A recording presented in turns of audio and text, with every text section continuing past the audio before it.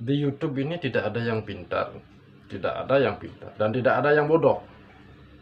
Sepintar-pintar apapun pasti pernah terkena dolar kuning, pasti pernah. Tidak mungkin tidak. Ada pertanyaan teman kita ya, teman-teman ya. Bang, kenapa channel yang naik tentang yang namanya ayam itu sangat riskan ya terhadap dolar kuning? Ini channel saya kecil ya teman-teman ya, tetapi saya ingin berbagi juga kepada teman-teman, entah yang baru dan entah yang sudah lama, yang senior saya ya. Kenapa itu? Biar tidak nanti ada yang hal-hal yang tidak yang kita inginkan, seperti nanti ada komentar atau apapun itu netizen itu ya. Netizen itu kan tidak kita dalam ranah kita membuat konten, dia penonton. Nah, penonton itu berhak mengemukakan yang namanya berkomentar, entah itu baik dan kurang baik. Itu ya kita harus terima teman-teman ya. Nah, saya pun belajar dari dulu teman-teman ya, karena ada komentar yang agak kurang baik itu menjadi pikiran. Nah, sekarang sudah lepas itu. Jangan sebagai kita konten kreator tidak usah kita yang namanya kepikiran sama komentar-komentar yang kurang baik ya. Itulah netizen. Mengapa terlalu banyak ya teman-teman ya konten hewan dan peliharaan ini, terutama bagi kita dalam hal menyajikan yang namanya sajian tentang ayam, perawatan dan lain sebagainya, itu terbentur yang namanya pedoman YouTube. Contohnya begini teman-teman ya, kita sebagai penumpang YouTube anggap itu bis atau bus, kita masuk ke dalam bus itu menumpang. Nah, kita di dalam bus itu ada yang namanya aturan-aturan yang harus kita hormati. Yang harus kita hormati. Kita sebagai penumpang tidak punya kuasa dalam hal apapun. Nah, setelah kita berada di dalam bus itu, kita menghormati aturan dan tahu aturan, tentu tidak terkena pedoman. Tetapi kalau kita artinya tidak menghormati aturan itu, otomatis secara sistem itu sudah mengena pada pedoman YouTube itu. Ada dua sebenarnya teman-teman ya, yang perlu kita mungkin belajar sama-sama. Saya di YouTube ini tidak ada yang pintar, tidak ada yang pintar, dan tidak ada yang bodoh. Sepintar-pintar apapun pasti pernah terkena dolar kuning, pasti pernah. Tidak mungkin tidak. Kalau dia mengupload secara pertama, dia lolos, mungkin dolarnya hijau. Tapi secara manual, semakin besar view-nya yang dia dapatkan, secara manual akan lebih ketat lagi ya. Nanti kalau ada yang terbentur dengan pedomannya itu, otomatis akan berubah menjadi dolar kuning. Itu apalagi di ayam ya, di perayaman sangat susah. Tetapi bagaimana tidak, kita hanya penumpang, kita hanya berusaha. Dan teman-teman jangan patah semangat, tetap semangat ya. Apakah saya membicarakan masalah dolar kuning? Apakah konten saya tidak terbentur dolar kuning? Banyak dolar kuningnya. Akhir-akhir ini ada dua, sudah tidak bisa kita upayakan lagi, sudah peninjauan, sudah bagaimana, tetap toh juga itulah kita harus hormati.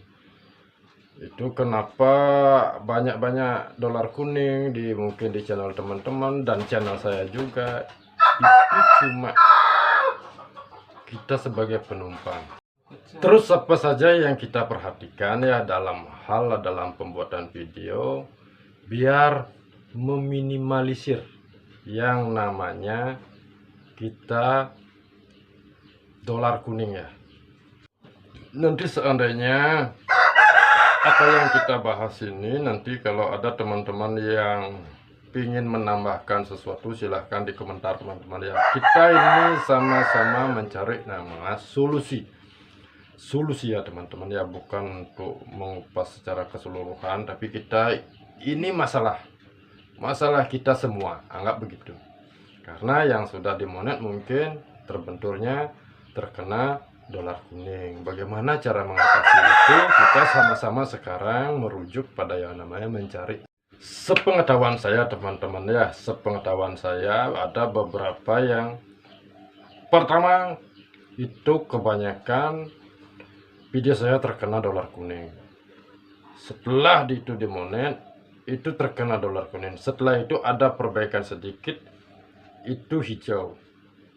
Setelah itu kita memperlihatkan ayam sepersekian detik sudah dolar kuning. Bagaimana kita sebagai kreator dalam hal untuk perayaman itu sangat bagaimana ya, kekurangannya di sana.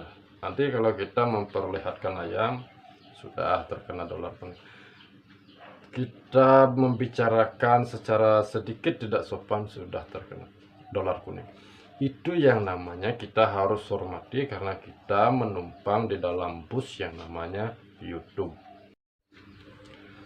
Terima tidak terima, kita harus terima. Marah tidak marah, kita harus terima juga. Itu yang namanya kita sebagai penumpang. Terus bang, caranya untuk biar meminimalisir ya, biar kita tidak ada yang namanya, siapa tahu nanti kita upload 10 ya cuma yang 3 lah dolar kuning. Nah, sepengetahuan saya teman-teman ya, nanti teman-teman bisa menambahkan juga kalau ada masukannya, itu kita mencari solusi sama-sama. Yang pertama saya hitung dengan metadata teman-teman ya. Pertama tuh metadata. Metadata itu judul, thumbnail, deskripsi. Itu 3 harus menyambung jadi satu kesatuan. Nah, setelah itu lolos, terakhir isi video. Nah, setelah itu lolos, apakah aman dari dolar kuning? Belum juga. Loh, kok belum bang? Itu yang punya saya sudah hijau. Dari awal saya upload itu tidak ada pembatasan, tapi sudah hijau. Apa yang perlu dirisaukan? Tidak teman-teman ya. Setelah kita upload, setelah hijau, viewernya sangat kencang naik. Itu setidaknya akan dihitung secara manual lagi. Yang pertama langsung hijau itu tidak ada yang benturan bersama sistem. Sistem itu mendeteksi tidak ada lolos. Viewernya menanjak sangat pesat. Di sana akan diambil alih yang namanya penghitungan secara manual. Apakah dari thumbnail, judul, deskripsi sudah benar dan isi video. Kalau itu sudah lolos, satu provinsi pun orang melaporkan video itu tidak akan mempan. Itu yang bagusnya di YouTube. Mungkin teman-teman sebagai sepaham konten kreator, nanti kalau ada tambahan bisa di deskripsinya apa yang kekurangan. Saya bilang bisa ditambahin teman-teman ya. Intinya pertama kita deskripsinya teman-teman. Deskripsinya itu jangan disepelekan. Kalau pertama dia lolos, nanti secara manual dihitung, deskripsinya ini yang sangat berperan. Deskripsinya ini artinya mengungkap isi video apa sebenarnya yang ada di isi video itu. Deskripsi ini yang bicara. Tetapi kalau deskripsi ini tidak ada, lambat laut nanti suatu saat kalau dihitung secara manual itu pasti terbentur yang namanya dolar kuning. Kiranya ini bermanfaat, nanti teman-teman bisa like dan subscribe-nya ya, yang menumpukan channel ini. Ingat like dan subscribe-nya juga. Terima kasih kepada yang sudah mendukung selama ini channel ini. Intinya kita sama-sama belajar, sama-sama berbagi. Semoga salam satu hobi ini bisa mempererat hubungan selamanya. Saling berbagi kepada teman-teman, saudara-saudara kita.